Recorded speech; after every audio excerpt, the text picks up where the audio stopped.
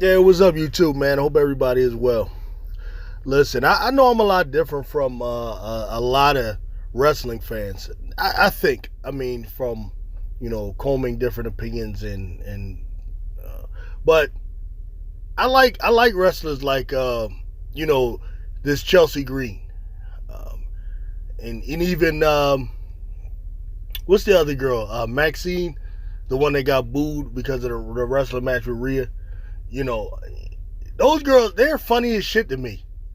You know what I mean? Go in there and just do dumb shit. Especially Chelsea. Chelsea is hilarious to me. Right?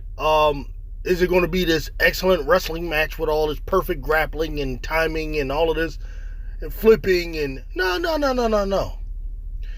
She first got my attention, man, when she wrestled Bianca Belair last year. It's about a year ago.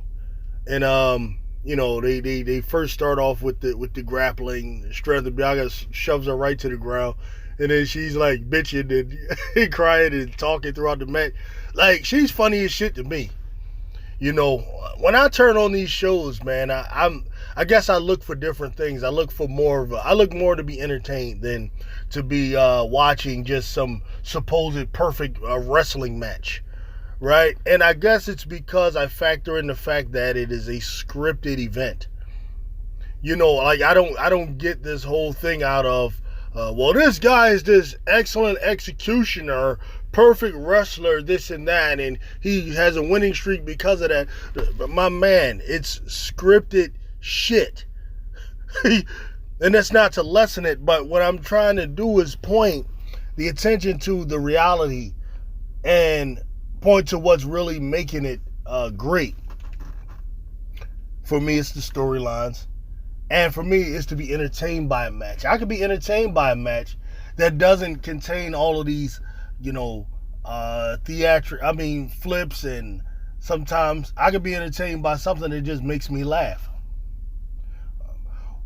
One of the keys, I'm telling you, to why the new girl, Tiffany Stratton, will succeed, to me, is, in my opinion, she is the most unintentionally funny person on the roster, especially in the women's division. I got to think about it when I think about the men. I often separate them in my mind, but in that women's roster, she is the funniest person there. There's no doubt about it.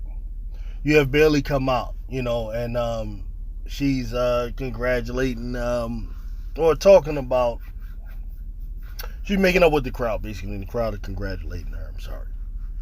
And then Tiffany, all of a sudden you hear her, honestly, I thought it was kind of rude that I didn't get a spot at WrestleMania. Like, dude, she is hilarious to me, right? And that's like the appeal. That's what's going to give the staying power. And honestly, the girl doesn't even have to wrestle. She wouldn't even have to be that great in the ring for me. Her being good in the ring is a plus. And I actually went through and looked at some old NXT stuff, which I rarely do. Like I said, I didn't really follow much of her NXT, reign or NXT time at all. I just don't have time, man. I work in a job. I'm trying to finish school, trying to finish up a degree. I'm also working on a comic book. I'm doing a number of different things. So it's bad enough for me. I'm trying to sit through 3 hours of Raw to do these reviews, and then we're talking about 2 hours of Smackdown. I don't see where I can fit in another, 2 hours of NXT, or is it 3 hours? I'm not sure. On a Wednesday. You know what I mean? But I did go back and I watched a few. And Tiffany Stratton had a match with, I think it was Roxanne Perez. And I'm telling you, she earned my respect. That was one of the best matches. It was without a doubt the best match I've ever seen her. And people rave about the Elimination Chamber stuff and other stuff. No, this match was the best to me. And it didn't have all the theatrics and high flying. It just kind of told a story. It showed some viciousness, and it also showed the funny shit. She's hilarious in the ring, and I see that the wrestling is there. But what they should do with this girl, honestly, Just give her the mic and let her work. Those who try to say that she's not good on the mic, dude, I don't know what you think good on the mic is. I don't know if you hate her or whatever. No. Give this girl the mic and just let her work. What I think she should get is her own segment. Similar to like Piper's Pit or something like that, but instead of a pit, it'll be like, a little dollhouse type of thing. Not like braids, but, it's something that looks like a Barbie place or whatever. And then, Tiffany can have different superstars come in for interviews and so on, and then by the end of it, she done gotten an argument or got up under somebody's skin, and the next thing you know, Tiffany's busting people over the back of their head, with makeup and different shit like that and powder. I get you. That I would just love something like that, and I think the people would too. But that's what they should do with her, because she's good like that with the mic. I also believe they should do more segments with Bianca and Jade as well, because this is like an interesting group. They're on one hand beast mode body slammers and suplexers and like strength fitness guru, whatever you want to call them, and then on the other hand they're glamorous and beautiful in their image, right? So they're very interesting. They need to pitch some ideas at them, see what they do. I would keep the tag team along for a while. Now, I don't know. There's a number of things I need to know. I have to look up what Jade's contract is, and see, because her situation is interesting, and I say this because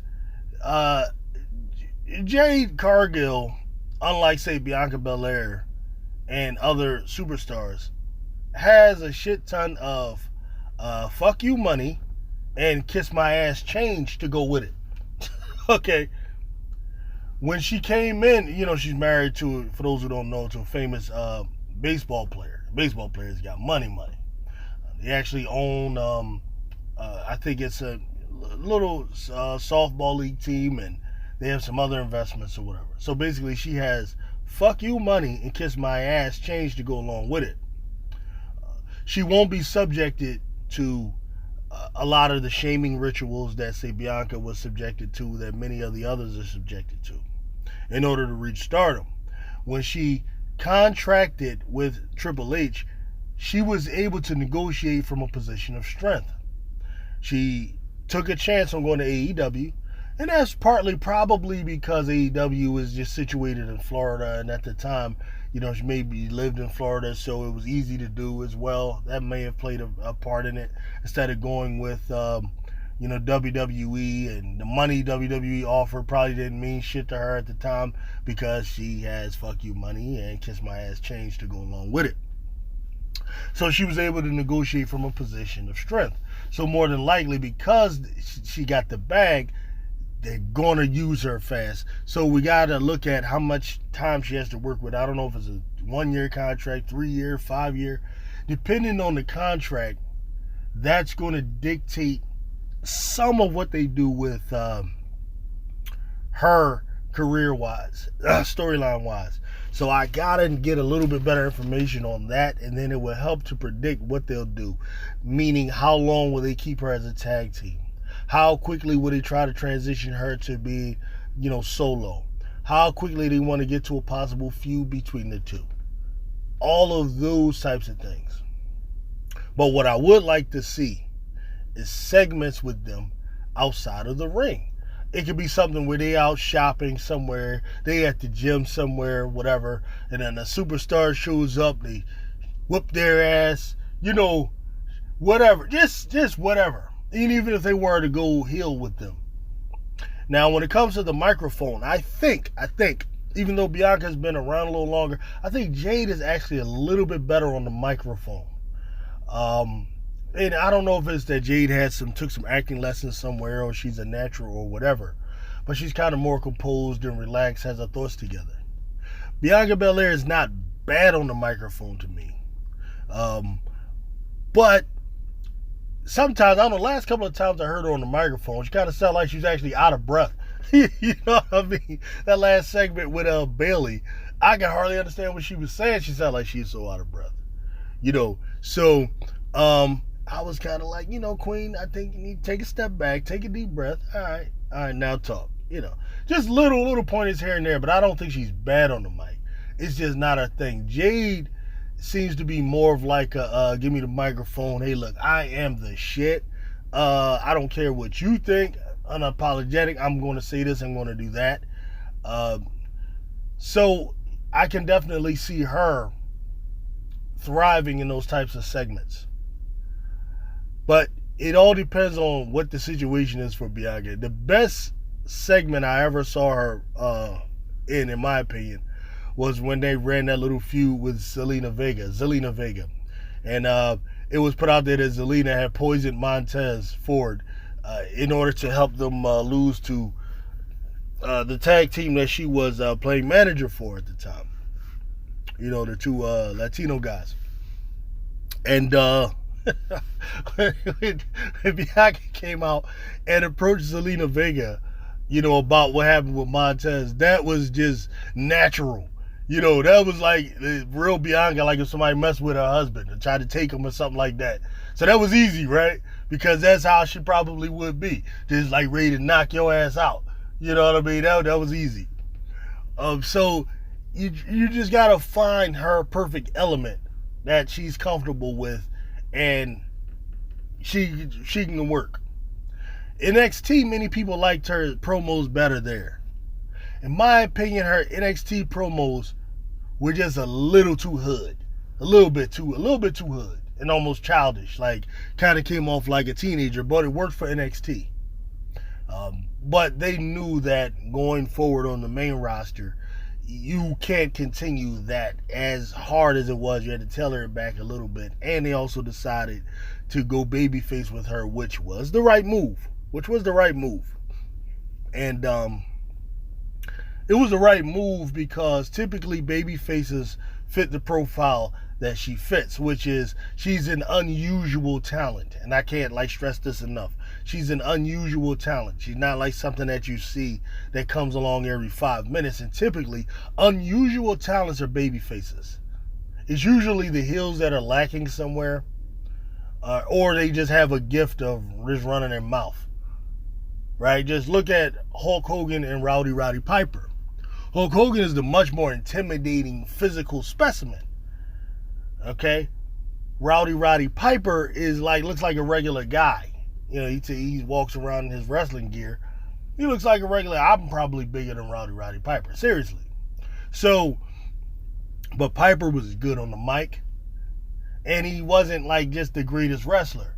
So he's perfect for the heel role.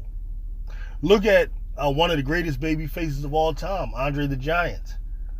Just imagine him as a heel, right? He'd be the most imposing, dominating force ever. But Andre the Giant, for the vast majority of his career, up until, they had to create a feud with him and Hogan, Andre the Giant was a baby face for years and years and years. Probably, maybe the greatest baby face ever.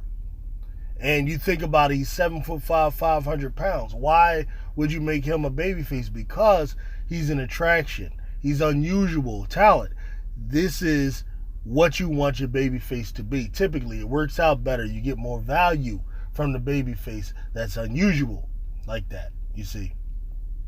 But anyway, man, these are just some of my thoughts. I think WWE... Smackdown, I believe most of these characters that I'm talking about are on Smackdown. That's the route they need to go. Yeah. So, peace out.